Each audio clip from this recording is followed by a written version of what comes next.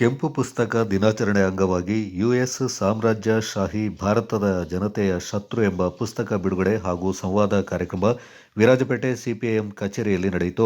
ಕಾರ್ಯಕ್ರಮದಲ್ಲಿ ಪುಸ್ತಕವನ್ನು ಬಿಡುಗಡೆ ಮಾಡಿ ಮಾತನಾಡಿದ ಸಿಪಿಐಎಂ ಪಕ್ಷದ ಜಿಲ್ಲಾ ಹಿರಿಯ ಮುಖಂಡರಾದ ಡಾಕ್ಟರ್ ದುರ್ಗಾ ಪ್ರಸಾದ್ ಅವರು 1848ರಲ್ಲಿ ಕಾರ್ಲ್ ಮಾರ್ಕ್ಸ್ ಮತ್ತು ಫೆಡ್ರಿಕ್ ಎಂಗೆಲ್ಸ್ ರಚನೆ ಮಾಡಿದ ಕಮ್ಯುನಿಸ್ಟ್ ಪ್ರಣಾಳಿಕೆಯ ಬಿಡುಗಡೆಯ ನೆನಪಿನಲ್ಲಿ ಜಗತ್ತಿನಾದ್ಯಂತ ಕೆಂಪು ಪುಸ್ತಕ ದಿನವನ್ನು ಆಚರಣೆ ಮಾಡಲಾಗ್ತಾ ಇದೆ ಎಂದರು.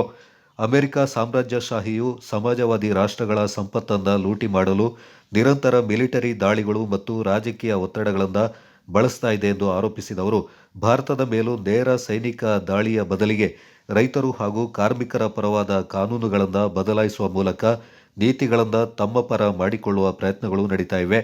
ಸಾಮ್ರಾಜ್ಯಶಾಹಿ ನೀತಿಗಳ ಬಗ್ಗೆ ಜನರಲ್ಲಿ ಅರಿವು ಮೂಡಿಸುವುದು ಅಗತ್ಯವಾಗಿದ್ದು, ಅದಿಲ್ಲದೆ ದೇಶದ ಭವಿಷ್ಯಕ್ಕೆ ಅಪಾಯ ಎದುರಾಗಬಹುದೆಂದು ಎಚ್ಚರಿಕೆ ನೀಡಿದರು.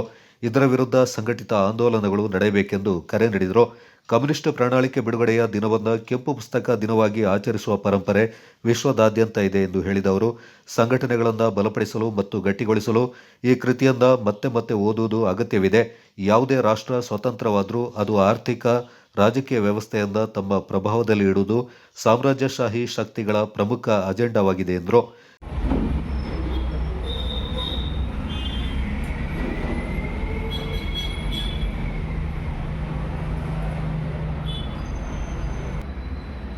ಅವರು ಅಸ್ತಿತ್ವದಲ್ಲಿನ ಸಮಾಜ ವ್ಯವಸ್ಥೆ ಬಂಡವಾಳಶಾಹಿ ಸಮಾಜ ವ್ಯವಸ್ಥೆ,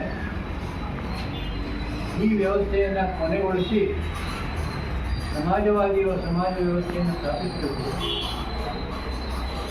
ಇದನ್ನು ಸ್ಥಾಪಿಸಲಿಕ್ಕೆ ಕಾರ್ಮಿಕ ವರ್ಗ ಸಂಘಟಿತರಾಗಿ ಅಧಿಕಾರಕ್ಕೆ ಬರಬೇಕು. ಕಾರ್ಮಿಕ ವರ್ಗ ತನ್ನದೇ ಆದಂತಹ ಒಂದು ಸಿದ್ಧಾಂತದ ಆಧಾರದಲ್ಲಿ ರಾಜಕೀಯ ಶಕ್ತಿಯಾಗಿ ಬೆಳೆದು ಅಧಿಕಾರವನ್ನು ತನ್ನ ಕೈಗೆ ತಗೊಂಡು ಕಾರ್ಮಿಕ ವರ್ಗದ ಪ್ರಭುತ್ವವನ್ನು ಸ್ಥಾಪಿಸಬೇಕು. ರೆಡ್ ಬುಕ್ ಅಂತ ಹೇಳಿ ಅದೀಗ ನಾವು ಹೇಳ್ತಾ ಇರೋದು ಬಿಡುಗಡೆ ಮಾಡ್ತೀವಿ. ಕಮ್ಯುನಿಸ್ಟು ಮಾನಿಫೆಸ್ಟೋ ಯಾಕೆ ಆ ಸಂದರ್ಭದಲ್ಲಿ ಬಿಡುಗಡೆ ಆಗಿದ್ದು ಅಂತ ಹೇಳಿದರೆ ಅದ್ರ ಬಗ್ಗೆ ನಾವು ಆಳವಾಗಿ ಅದ್ರ ಬಗ್ಗೆ ಚರ್ಚೆ ಮಾಡಬೇಕಂತ ವಿಚಾರಗಳಿದೆ. ಅದರ ಹಿಂದಿನ ಹಿನ್ನೆಲೆಗಳು ಆವತ್ತಿನ ಕಾರ್ಮಿಕರು ಮತ್ತು ಕಾರ್ಮಿಕರನ್ನು ಆ ರೀತಿಯಲ್ಲಿ ಶೋಷಣೆ ಮಾಡ್ತಾ ಇರುವಂಥ ಸಂದರ್ಭದಲ್ಲಿ ಆವತ್ತಿನ ಬಂಡವಾಳಶಾಹಿ ಹೇಳ್ಬೋದು.